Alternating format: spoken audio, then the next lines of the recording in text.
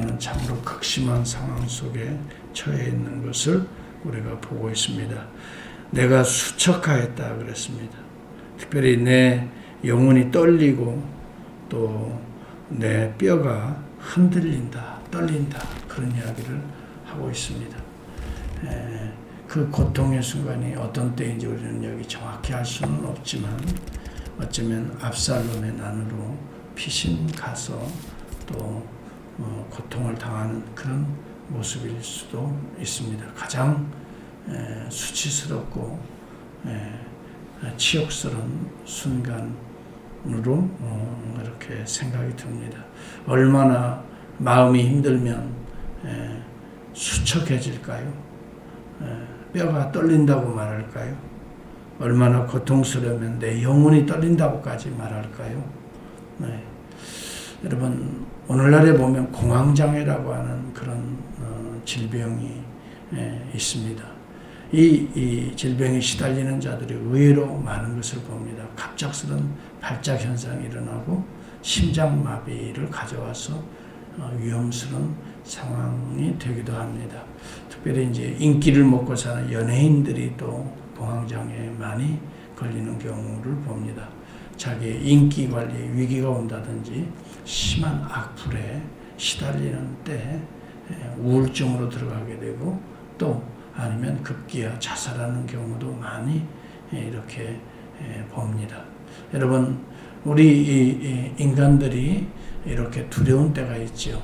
또 때로는 자기가 할 수 없을 때, 자기 힘으로는 헤쳐나가기 힘들 때 이런 어려운 고통을 우리가 맞이할 수가 있습니다. 시편 기자도 역시 이러한 가장 고통스러운 순간을 맞이하고 있는 것 같아요.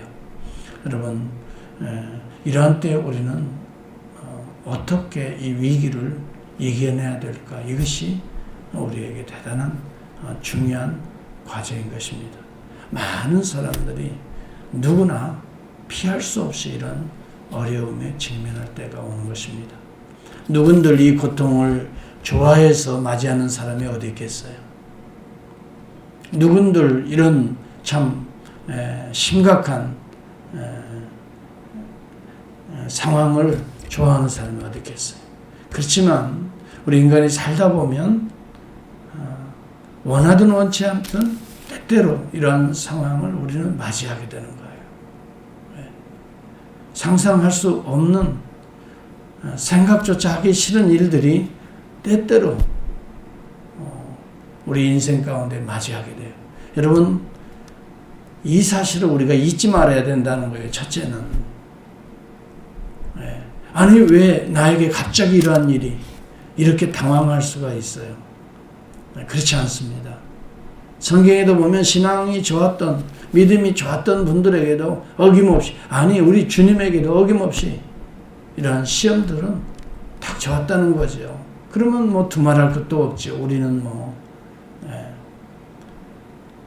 죄악 가운데 살아가는 저와 여러분, 이 환경 속에 살아가는 저와 여러분은 이러한 일들을 당할 때에 너무 당황하지 말자는 거예요. 너무 힘들어하지 말자는 거예요. 너무 좌절하지도 말아야 돼요. 바로 이것이 어리석은 사람이에요. 여러분, 예수 잘 믿는다고 해서 다 잘 되는 거 아니에요. 이 어려운 시대 속에, 죄악된 시대 속에서는 내가 원치 않아도 이러한 일들이 수시로 어김없이 누구에게든지 부닥칠 수 있다는 거예요. 여러분, 바다를 가보세요. 돌풍이 일어나기도 하고 수시로 엄청난 파도들이 밀려오기도 하잖아요. 뭐 항상 잔잔한 그런 물결만 있는 게 아니잖아요. 우리가 이런 일들을 당할 때 이상한 일 당한다라고 생각하지 말자는 거예요. 아, 당연한 일이 왔다라고 생각해야 돼요. 피할 수 없는 상황이라면 맞부닥쳐서 이겨낼 일밖에 없잖아요. 그렇잖아요. 마음 아프지만은, 힘들지만은 부닥치는 수밖에 없어요.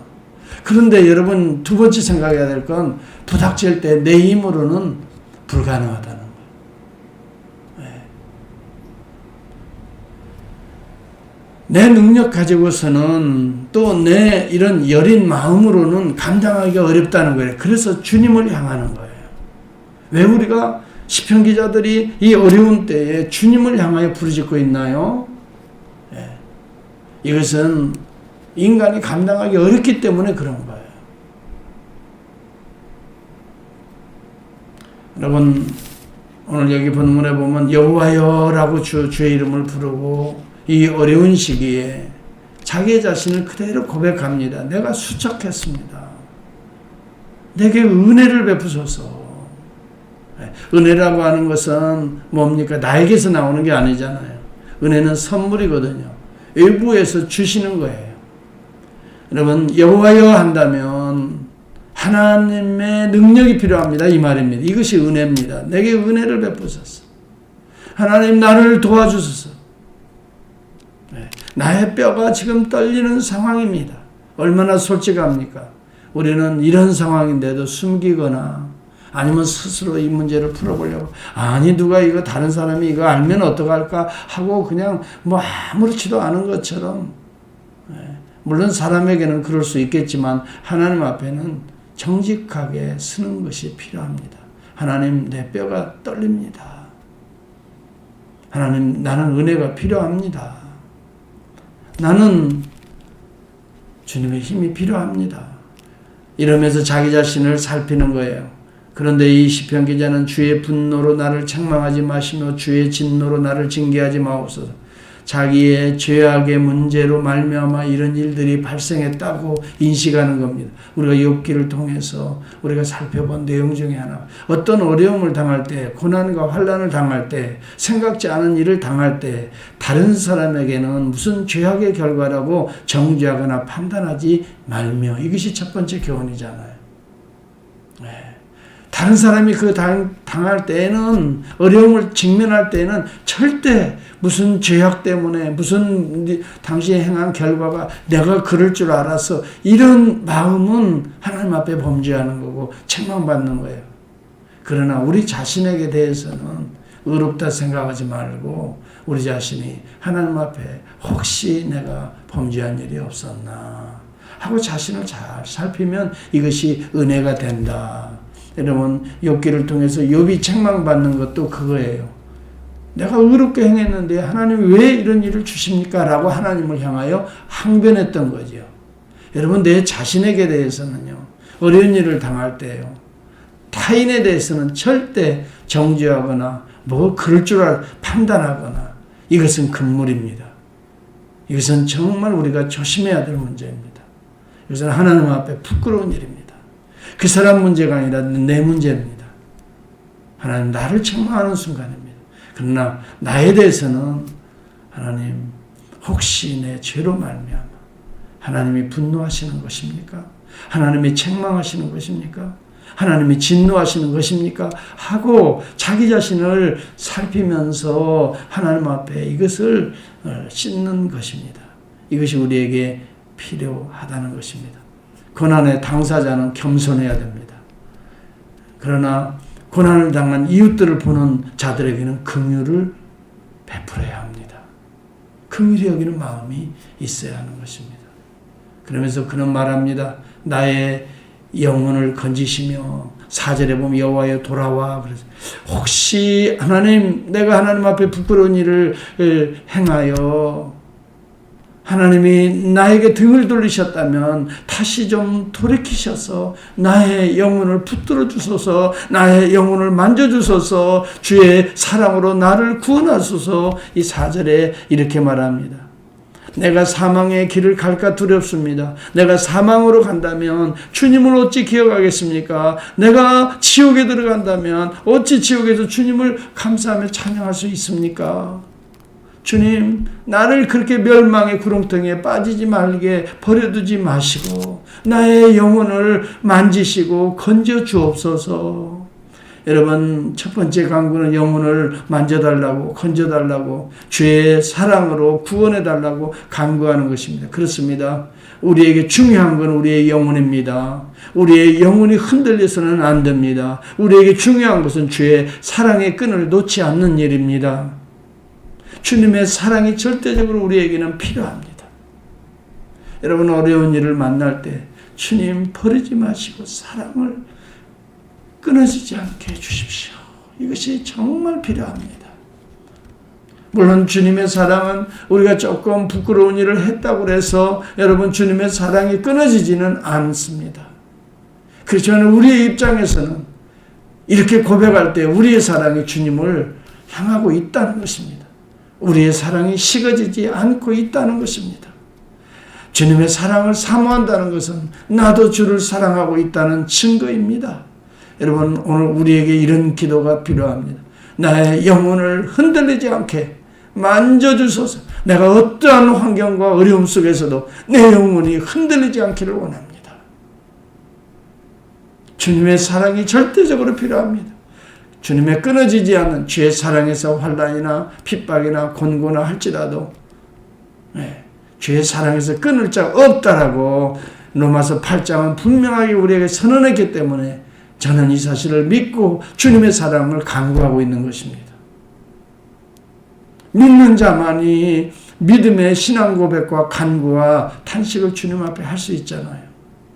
하나님께서 나를 창조하신 이유는 내가 범죄하여서 영혼이 멸망으로 빠지는 것을 위하여 하나님이 나를 창조하시지 않았습니다. 나를 선택하지 않았습니다. 나를 부르시지 않았습니다. 그것은 나를 부르셨다면 내가 어려움을 당하고 혹시 내 실수와 허물로 인하여 내가 지금 심히 영혼이 떨리고 수척하게 간다 할지라도 하나님의 은혜와 사랑을 다시 회복해서 하나님을 찬양하고 감사하고 노래하기를 원한다는 것입니다. 여러분, 고난이 온다고 이러한 하나님을 향한 이러한 간구와 하나님을 향한 이 감사와 기쁨이 중단되어서는 안 될 것입니다. 누가복음 10장에 보면 21절에 보면 성령으로 항상 우리 주님은 기뻐하셨다는 내용이 나옵니다. 어려움을 당해도 힘든 일을 당해도 귀신들을 쫓아내면서 질병들을 고치면서 또한 이렇게 좋은 일을 하면서 뿐만이 아니라 바리새인들의 핍박을 받으면서도 악한 자들이 음모하여 예수를 죽이려고 하는 그런 상황에서도 우리 주님은 성령으로 기뻐하셨다. 그래서 성령의 은혜와 능력을 의지하고 살아가는 자들은 어떤 환경에서도 좋으나 또 때로는 싫은 환경, 어려운 환경, 잘 나가는 환경이나 혹은 힘들고 고통스러운 환경에서도 성령으로 기뻐하셨다라고 말합니다. 그렇습니다. 하나님은 기쁨의 원천이 되십니다. 주를 의지하는 자 기뻐할 수밖에 없습니다.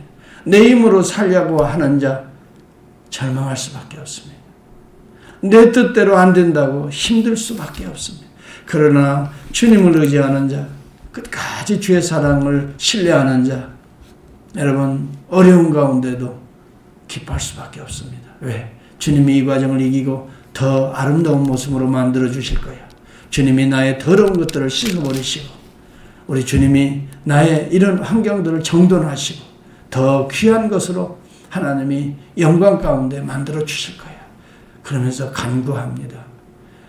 여러분 데살로니가전서 1장 6절에 보면 또 너희는 많은 환난 가운데에서 성령의 기쁨으로 그렇게 말합니다.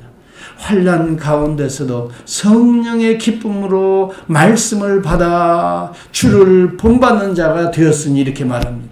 우리 주님은 성령으로 기뻐하셨다라고 말합니다. 좋은 때나 환난의 때나 성령으로 기뻐하셨다. 그래서 우리도 마찬가지입니다. 많은 환난 가운데서도 기쁨, 성령의 기쁨으로 말씀을 받아 주를 본받는 자가 되었다.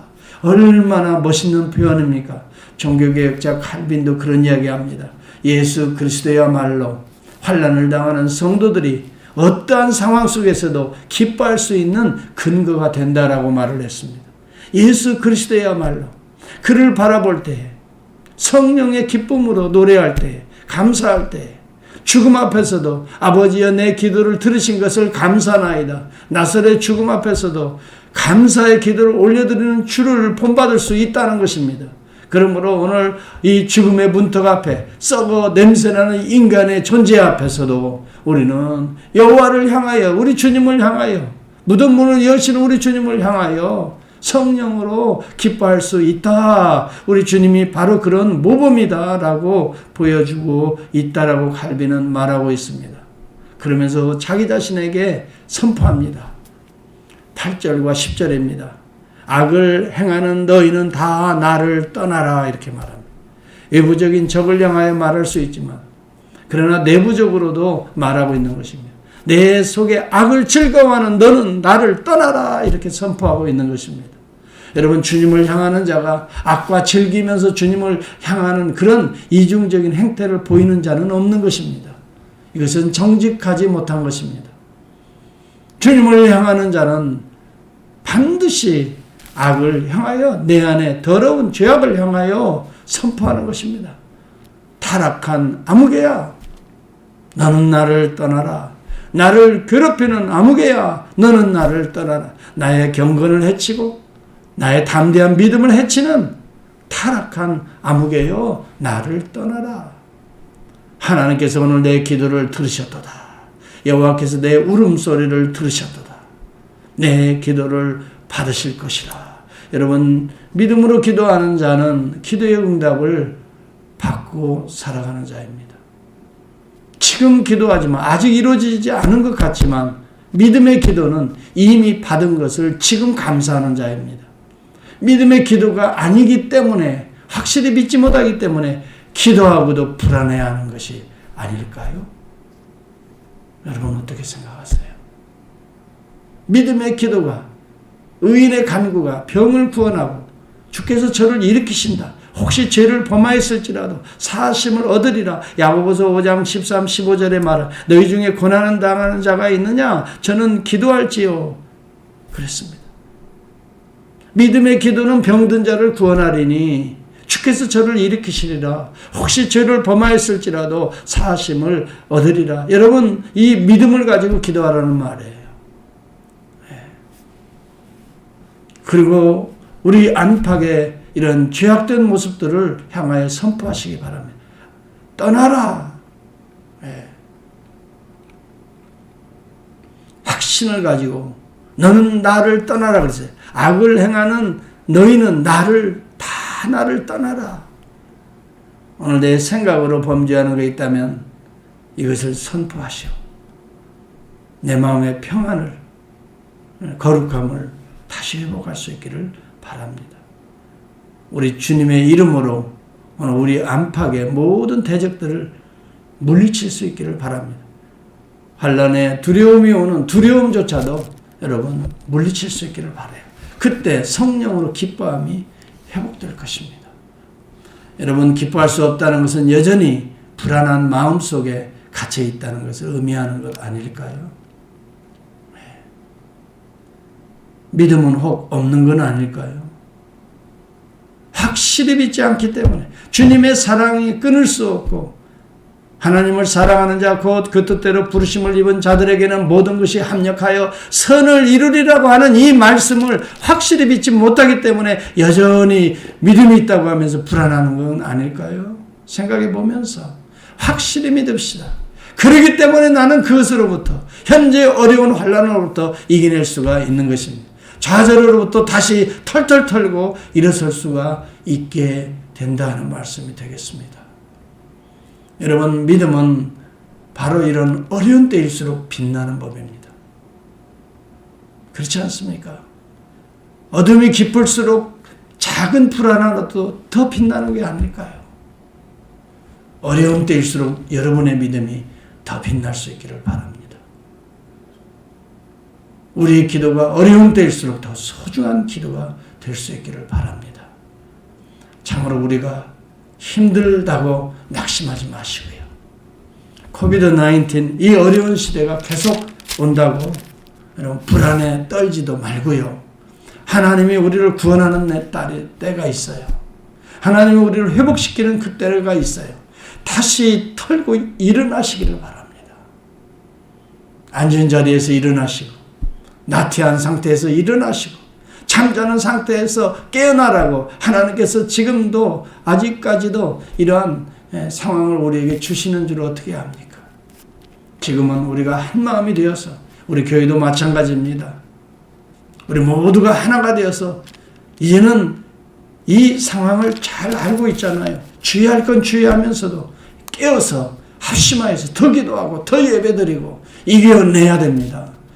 이런 때일수록 우리의 마음이 세속적으로 나태한 상태로 흐트러져 버리면 여러분 이것은 사탄만 기뻐하는 것입니다. 어려움이 깊을수록 우리는 이제 다시 일어나 털고 일어나 주님 앞에 나와 예배드리며 기도하며 간구하며 충성하며 헌신하며 사랑하며 주를 의지하며 이 어려움의 때를 이겨낼 수 있기를 바라고 당당하게 승리할 수 있기를 바라요. 왜요? 우리 주님께서는 반드시 우리를 구원하신다는 확신이 있어요. 반드시 우리를 치료하신다는 여기에 확신이 있어요. 이것을 내가 믿어요. 믿음의 기도를 드리자는 거예요. 하나님 우리를 망하게 하시기 위해서 우리를 선택하신 분이 아닙니다. 그것은 하나님의 선택의 실수입니다. 하나님은 실수가 없으신 분이십니다. 하나님이 우리를 부르셨다면, 우리를 언약의 자손을 우리의 자식들을 부르셨다면 낙심하지 맙시다. 때가 되면 하나님께서 다시 더 아름다운 모습으로, 더 성숙한 믿음으로, 인격으로 우리를 빚어 주실 것입니다. 이때를 바라보며 현재의 어려움을 잘 이겨내시고 지혜롭게 하나님의 손에 의지하여 다듬어갈 수 있는 은혜의 기회가 될 수 있다면 얼마나 좋을까요? 이러한 믿음을 가지고